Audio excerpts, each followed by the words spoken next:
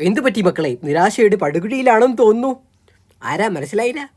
ജീവിതത്തിൻ്റെ പടുകുഴിയിൽപ്പെട്ട് വിഷമിക്കുന്ന ഒരു പാവമാണ് ഞാൻ. എന്തോ കുഴപ്പമുണ്ട്.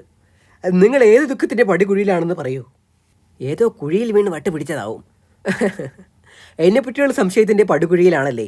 നിങ്ങളുടെ പ്രശ്നത്തിൻ്റെ പടുകുഴി കാട്ടിത്തരൂ, ഞാനിത് പരിഹരിച്ചു തരാം. ഞങ്ങളുടെ പ്രശ്നം പോട്ടെ, ആദ്യം ഒരു സംശയം ചോദിക്കാനുണ്ട്. ചോദിക്കൂ. ഈ പടുകുഴി പടുകുഴി എന്ന് എന്തിനാ എപ്പോഴും പറയുന്നത്?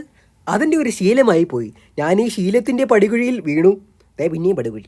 വേഗം സങ്കടം പറയൂ, എനിക്ക് പരിഹരിക്കണം. ചേട്ടാ, ആദ്യം ചേട്ടൻ ആരെങ്കിലും രക്ഷിച്ച് കാണിക്കും, അത് കഴിഞ്ഞ് ഞങ്ങളുടെ പ്രശ്നം പറയാം. അതാ വരുത്ത വരുന്നുണ്ട്. നിൽക്കൂ, കണ്ടാലേ അറിയാം നീ വിശപ്പിൻ്റെ പടുകുഴിയിലാണെന്ന്. താനാരാ? ഞാൻ സങ്കടം കൊണ്ട് പടുകുഴിയിൽ നിന്ന് പിടിച്ചു കയറ്റാം, എനിക്ക് വേറെ പണിയുണ്ട്. നിൽക്കൂ, എൻ്റെ വാക്കുകളെ അവഗണനയുടെ പടുകുഴിയിൽ തള്ളരുത്. ഇങ്ങനെക്കെന്താ കുഴിയുണ്ടാക്കലാണോ ജോലി? ഒന്ന് പോടോ. പറയുന്നത് കേൾക്കും. ഇങ്ങനെ പോയാൽ വിധിയുടെ പടുകുഴിയിൽ നീ വീഴും. നിന്റെ പാതയിൽ ചതിയുടെ പടുകുഴികളുണ്ട്, എനിക്കറിയാം. ഇയാൾക്ക് തലയ്ക്ക് നല്ല സുഖമില്ലല്ലേ? അയ്യാ! അവസാനം പറഞ്ഞത് ഈ പടുകുഴിയെ പറ്റിയായിരുന്നു.